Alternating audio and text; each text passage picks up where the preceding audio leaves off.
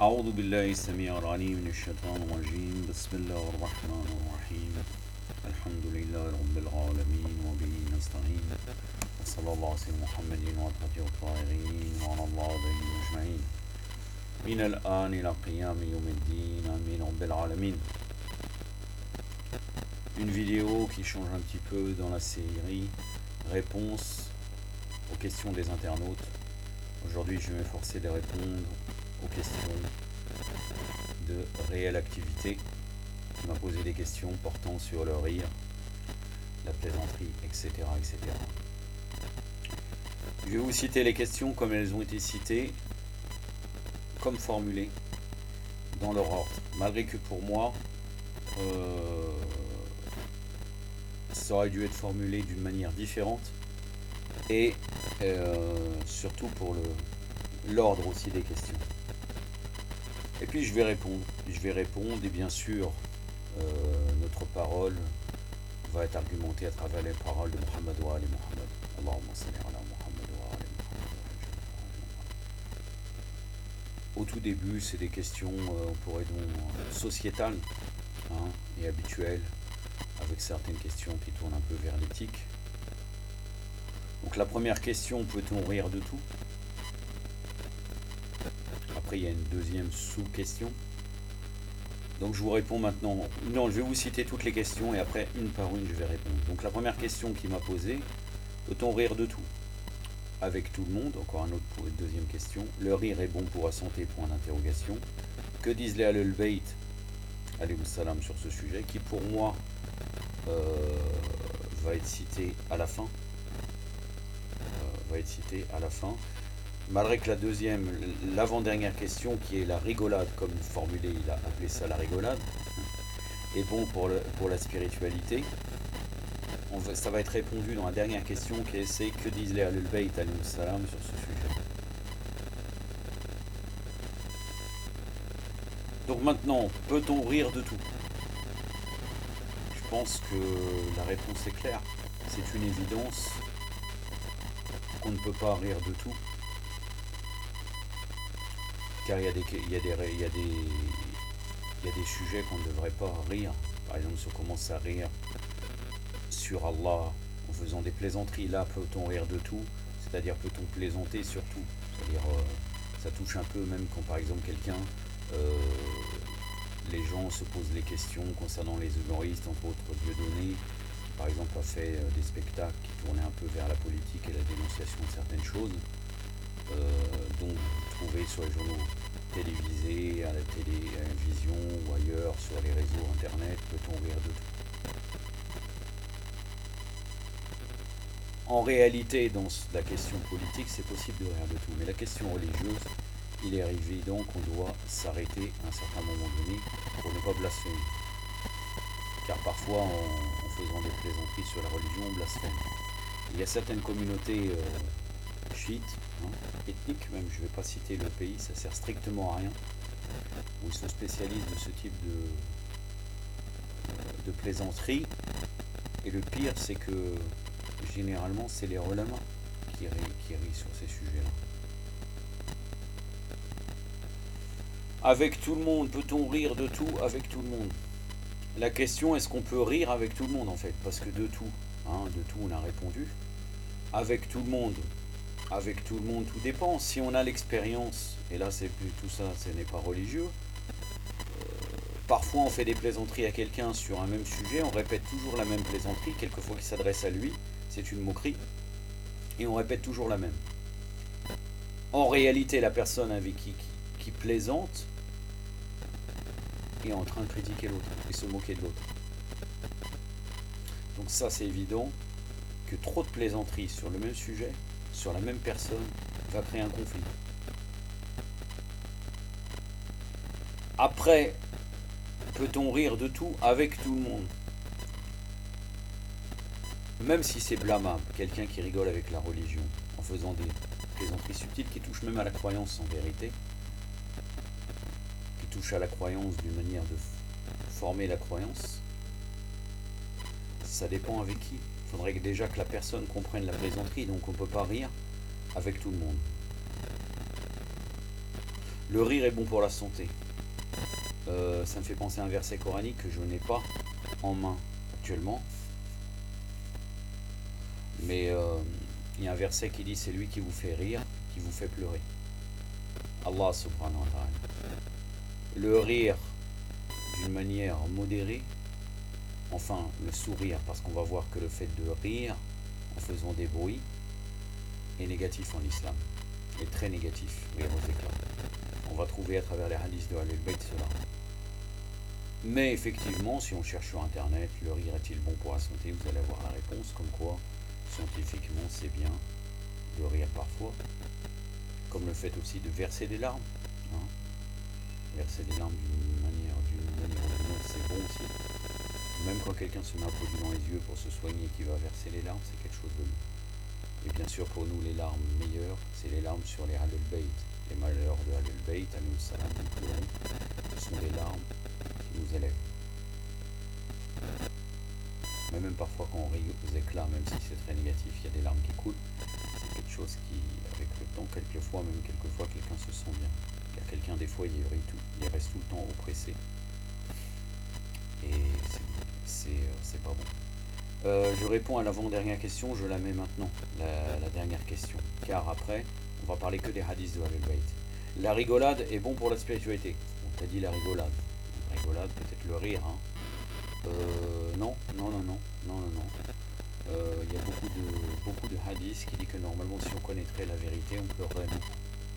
Et tout nous oriente vers cela.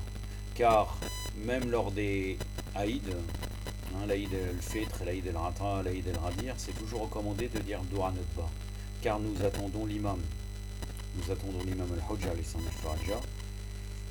et les malheurs des Ahlul Bayt n'ont pas encore été vengés.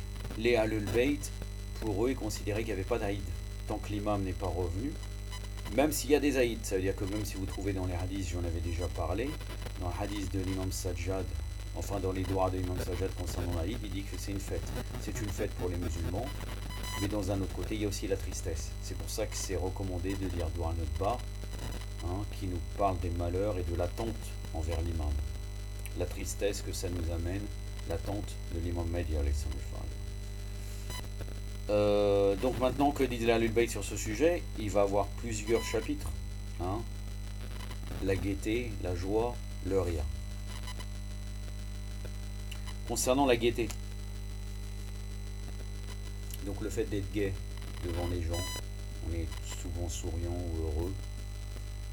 Le prophète de l'islam, sallallahu alayhi wa alayhi, Muhammad ibn Abdullah, sallallahu alayhi wa alayhi, Allahumma salli ala Muhammad wa ali Muhammad wa ajal farajahum wa ala. Qu'est-ce qu'il nous dit? Rencontre ton frère avec un visage gai. C'est la référence, je vous donnerai à chaque fois la référence, El-Kafi, volume 2, page 103, le hadith numéro 3. Un autre hadith, c'est-à-dire le fait de voir son frère en ayant un visage heureux, c'est quelque chose de bien. L'imam Ali alayhi salam nous dit la gaieté est le trait de l'homme libre. Car il est gai, car malgré les épreuves, il a toujours et croit toujours à une victoire finale. Donc il n'a pas de raison d'être continuellement triste.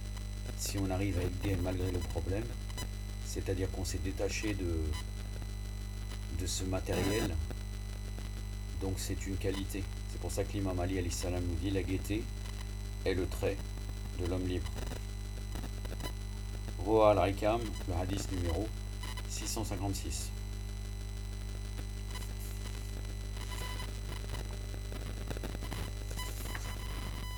L'imam Ali alayhi salam nous dit aussi sur ce sujet-là, en vérité la gaieté du croyant est sur son visage, sa force dans sa religion et sa tristesse dans son cœur. Toujours Roa al-Rikam, le hadith numéro 3454. La gaieté du croyant est sur son visage, extérieurement il est heureux, tout en étant fort dans la religion, et au fond de lui, il garde sa tristesse à l'intérieur de lui. Il n'expose pas son état à travers le visage. Je parle au niveau des, bien sûr, au niveau des gens. Et si quelqu'un est en privé, ça c'est autre chose, bien sûr. L'imam Ali nous dit aussi, lorsque vous rencontrez vos frères, saluez-vous mutuellement et faites preuve de jovialité et de gaieté. Ainsi vous séparez alors que les fardeaux de vos péchés auront disparu.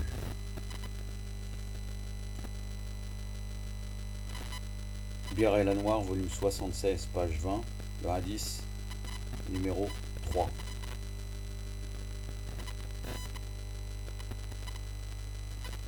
Donc on se salue tout en étant jovial et gai au moment où on salue nos frères croyants.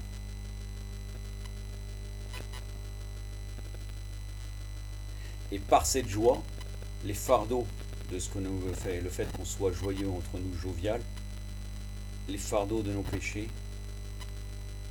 auront disparu, car on aura mis peut-être la joie dans le croyant avec qui nous parlons, et vice versa.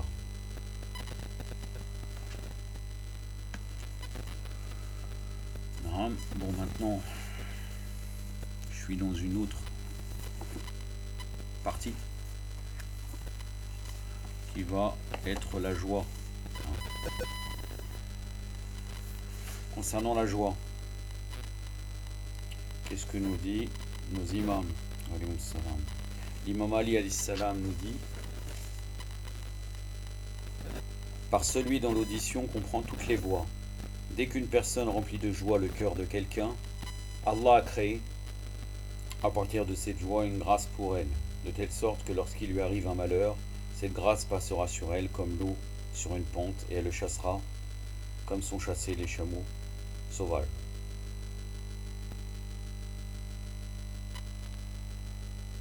Le hadith c'est Naj al-Balara, la sagesse numéro 257. Donc quand on parle de sagesse, hikam, dans le Naj al-Balara c'est à la fin, puisqu'il y a les différents discours, et à la fin il y a les petites paroles, kalimat al-khisar qu'on dit. Donc là c'est à la fin du livre de Naj al-Balara, vous avez les sagesses, et là c'est la sagesse numéro 257. Donc là, ça nous parle dans ce hadith, le fait de mettre de la joie dans le cœur de quelqu'un. Donc c'est une grâce. Et cette même personne, lorsqu'il lui arrivera un malheur, cette grâce passera. Cette personne qui a mis la joie dans le cœur de quelqu'un, c'est une grâce qui chassera ses propres malheurs à cette personne. L'imam Sadiq alayhi salam nous dit: lorsque l'un de vous rend joyeux un croyant, il ne doit pas penser qu'il a procuré de la joie juste à une personne. Par Allah, il nous a aussi rendu joyeux. Par Allah, il a également rendu joyeux le messager d'Allah, sallallahu alayhi wa alayhi. Ça c'est dans Al-Kafi, volume 2, page 189, le hadith numéro 6. Là, on parle de un hadith qui nous dit que comme on rend un croyant joyeux, on fait aussi plaisir, parce que les Ahlul Bayt aiment les croyants, le fait qu'on a rendu la joie à un croyant, on a aussi rendu joyeux les Ahlul Bayt alayhi salam et le messager d'Allah sallallahu alayhi wa sallam. L'imam Sadiq alayhi salam nous dit aussi: lorsqu'Allah ressuscitera le croyant de sa tombe, une figure en sortira avec lui et marchera devant lui. À chaque fois que le croyant sera confronté à l'une des frayeurs du jour de la résurrection, cette figure lui dira: n'aie pas peur et ne sois pas triste. Le croyant demandera: qui es-tu? Et elle répondra: je suis la joie que tu procurais à ton frère croyant. El-Kafi, volume 2, page 190, le hadith numéro 8. C'est-à-dire que lorsqu'on sera ressuscité pour le jugement dernier, Yom al-Qiyamah, le jour de la résurrection, il y aura une forme qui sera une figure qui sera avec nous, et cette figure rassurera ce croyant. Et cette figure a été créée par la joie. C'est la joie que cette personne procurait à son frère croyant. L'imam Rida alayhi salam nous dit: le jour de la résurrection, Allah soulagera et apaisera le cœur de celui qui a soulagé un croyant de ses soucis. C'est-à-dire de la même manière, comme de la même manière on avait soulagé un croyant de ses soucis, le jour de la résurrection, Allah subhanahu wa ta'ala lui-même soulagera et apaisera le cœur de ce croyant qui avait soulagé un croyant. El-Kafi, volume 2, page 200, le hadith numéro 4. Concernant maintenant notre sujet nommément, le sujet du rire, Imam Ali alayhi salam nous dit: le rire du prophète était son sourire.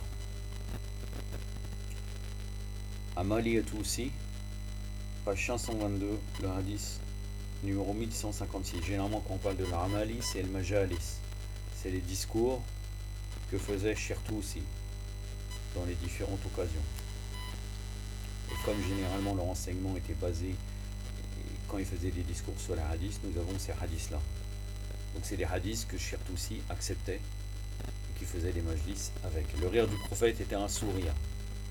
Donc oui, effectivement, le rire du prophète, le prophète ne faisait pas ha ha ha ha ha, on dit, comme ça en arabe. Il souriait, il avait un sourire tout le temps. C'est comme ça qu'il souriait, c'est comme ça qu'il riait. Il n'était pas en train de rire aux éclats.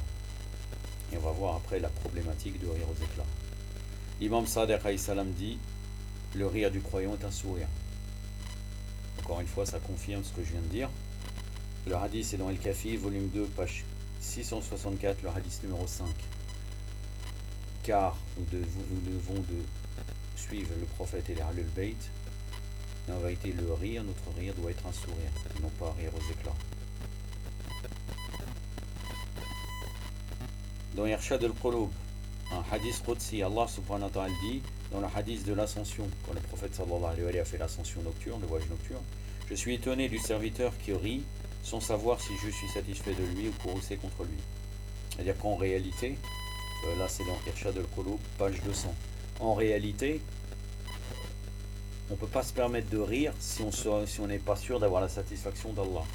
Ça nous démontre encore que le fait de rire n'est pas positif.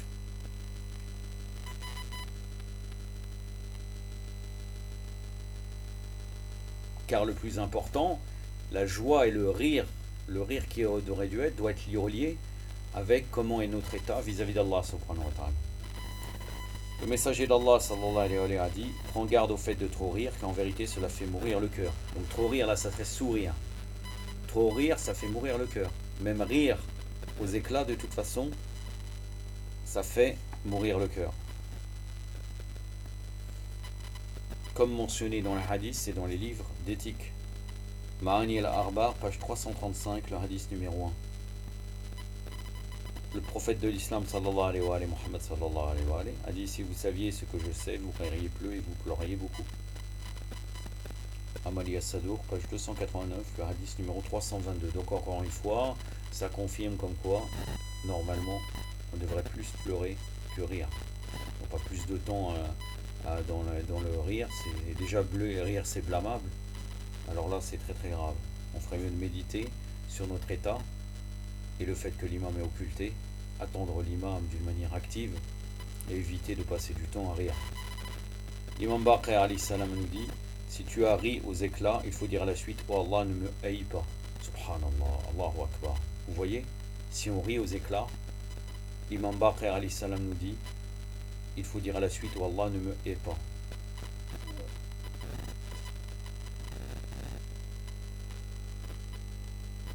La référence, il y avait une autre référence dans le hadith sur le prophète: si vous saviez ce que je sais, vous l'auriez beaucoup, pardon. Tafsir Nour as-Saqalayn, volume 2, page 249, le hadith numéro 261. Le hadith qui dit: si tu as ri aux éclats, il faut dire à la suite: oh Allah, ne me hais pas. La référence est El-Kafi, volume 2, page 664, le hadith numéro 13. Personnellement, ça m'arrive de tomber dans le rafla de rire aux éclats. Mais quand j'ai une prise de conscience, je dis: et sincèrement, au moment où je dis cela, ça me fait arrêter directement de rire. C'est une expérience. Car je suis conscient que le fait de rire aux éclats est un grand problème. Car en réalité, si vous regardez même dans les séries religieuses, qui rigolait comme cela? Qui passait son temps à rire, à faire de la rigolade? Qui? Bani Umayya, les gouverneurs injustes, les mécréants. Regardez maintenant, même dans les vidéos, ils ont même inventé un certain rire, et j'ai remarqué, moi, dans la rue maintenant, beaucoup de jeunes, ils font le même rire. Ils se ressemblent tous le même rire. On rit, on oublie. On oublie, on ne doit surtout pas penser à la akhira. Rions. L'imam non, c'est un autre hadith. L'imam Sadiq alayhi salam nous dit: le rire aux éclats vient de Satan. Na'udhu billah. Na'udhu billah. Al-Kafi, volume 2, page 664, le hadith numéro 10.